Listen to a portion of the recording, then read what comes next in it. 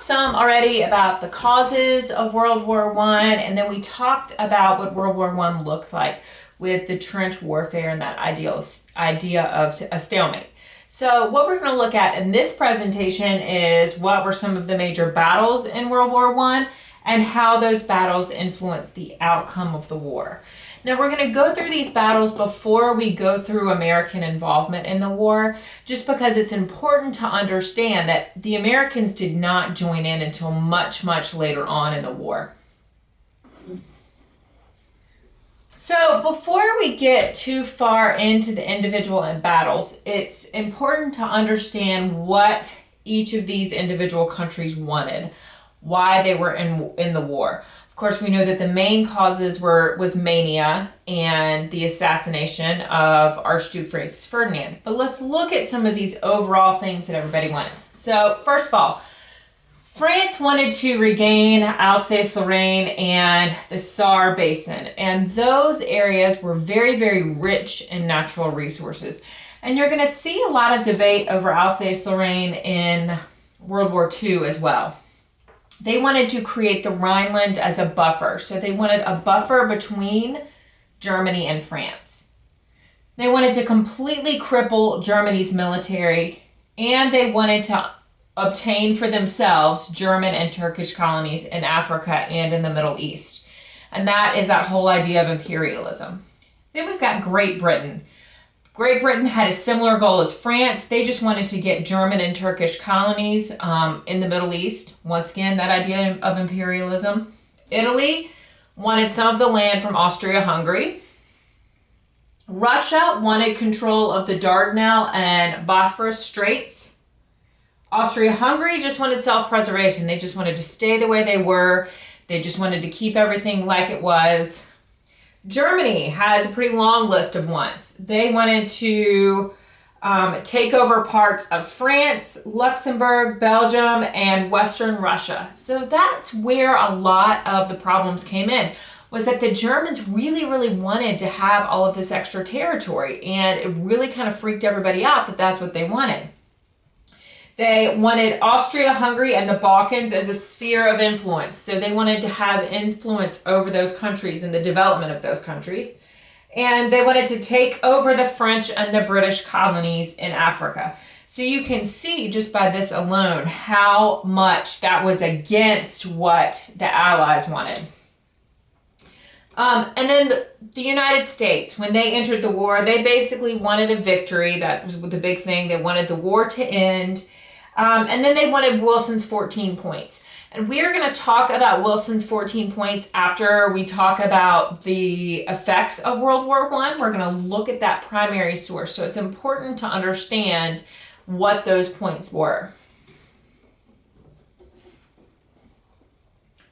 So we're here, at this point, we're going to go through several of the major battles. And it's important to keep in mind when we're talking about these battles, the type of warfare that was going on. So you've got your trench warfare going on. And we know that based on our last presentation, that trench warfare really, really, really slowed things down, gave a complete stalemate. So the majority of these battles are taking place at different parts of Europe throughout the same time period. So it's not like these battles were in a chronological order. They were taking place throughout Europe. So the first one was the Battle of Verdun, or the Battle of Verdun, depending on how you want to say it. It was a German attack to frighten the French. In March, Germans attack and they advance only about 3 kilometers.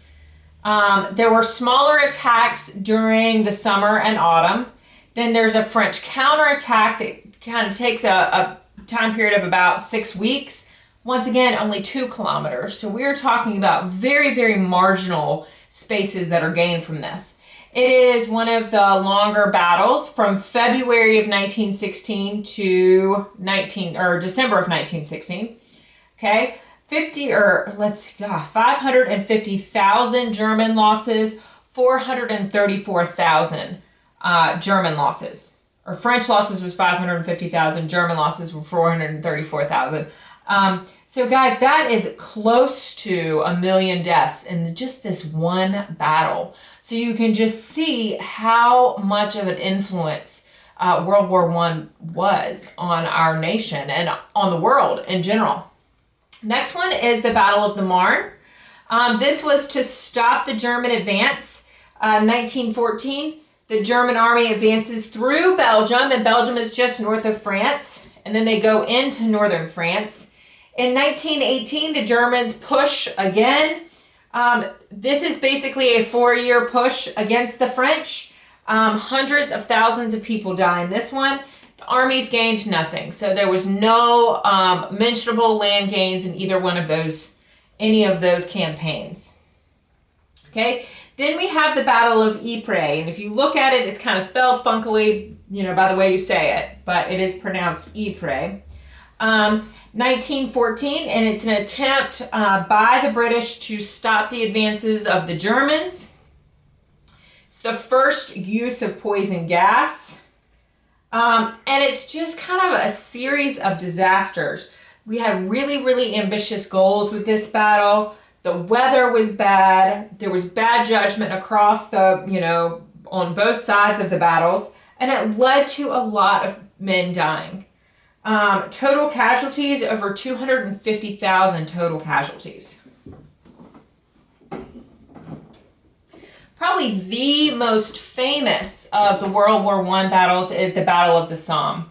And it's the big push attack. It was across a river, the River Somme, by the British. It was a huge, huge failure. Soldiers did not follow their orders. The artillery did not work to dislodge the Germans from where they were at the time. They couldn't destroy the machine gun posts. One of the biggest slaughters, not only in American history, but in the history of the world. And then the last one that I want you to be aware of is the Battle of Cambrai. And it's the first full-scale offensive with a working tank. There were some issues with tanks kind of throughout World War I. This is going to be the first time that it's actually going to work and really be a part of the battle and what's going on. 476 British tanks charged towards the German lines. It surprised both sides because it was so successful. The British were really not prepared for the victory overall. And I know you look at this and you think, how can you not be prepared for a victory? But they were kind of stunned that it was as successful as it was. So I want you to keep in mind these 5 battles and have these notes ready for class tomorrow, as we're going to look more and we're going to diagram a lot of these battles and see actually where they took place on a map of Europe. Good luck, guys.